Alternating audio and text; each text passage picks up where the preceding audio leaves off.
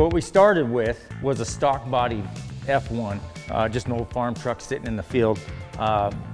Actually, my twin brother owns this truck, and my dad gave it to him back when he was like 15 years old. So this thing, it's got a cool story to it.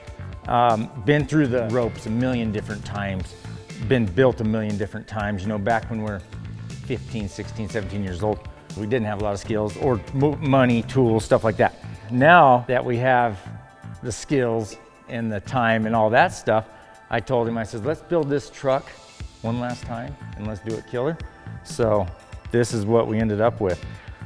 What we did is based on 1997 Ford BT Cummins. So it's a diesel, obviously, P-pump motor, twin turbos. This little guy makes right about 600 horse and double on torque, so 1,000 foot-pounds of torque. And then, you know, I wanted to do something real crazy with the piping. And when we get around to looking at the interior, I'll show you where this piping went.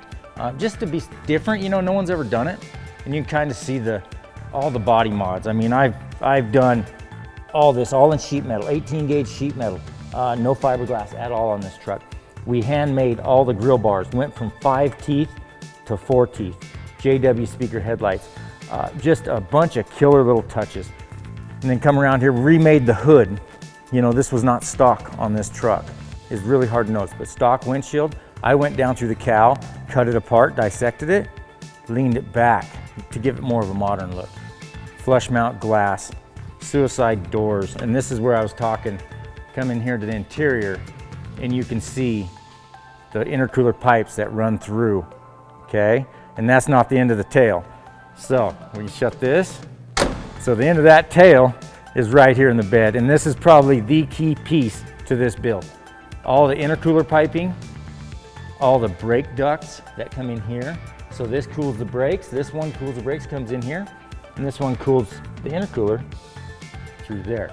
And it just makes that big circle, goes on back around. And we did a bunch of cool one-off billet pieces for this truck.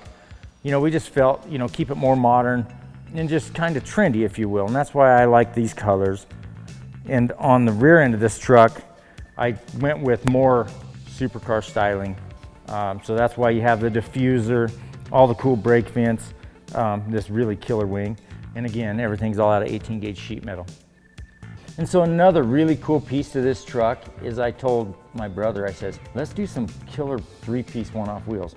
Maker Shaker, he made these and they're killer. We made the center caps to match all our cool fasteners, did a painted center, brushed hoop, big Willwood disc brakes to fill that 20 by 15 wheel up, 18 by 10s up front. So it's packing actually a really good tire up front. I just, you know, I didn't want a pizza cutter tire. I wanted a big tire up front.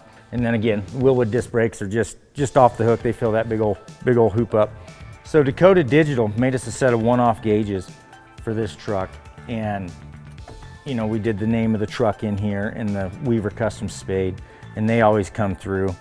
Hides leather trimmed by J&S, you know, Custom Interiors here in Salt Lake City. Did a bang-up job. But yeah, the interior is really modern, and it'll stay modern for quite a while.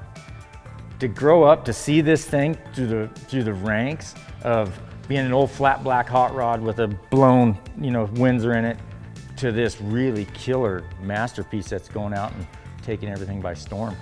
It's just real, you know, it's a real breath of fresh air, if you will. You know, I build a lot of customer vehicles and you know, that's my job. But to build my twin brother something, that was kind of special. You know, because this truck has been in the family forever. Just to be able to build him a truck is pretty cool.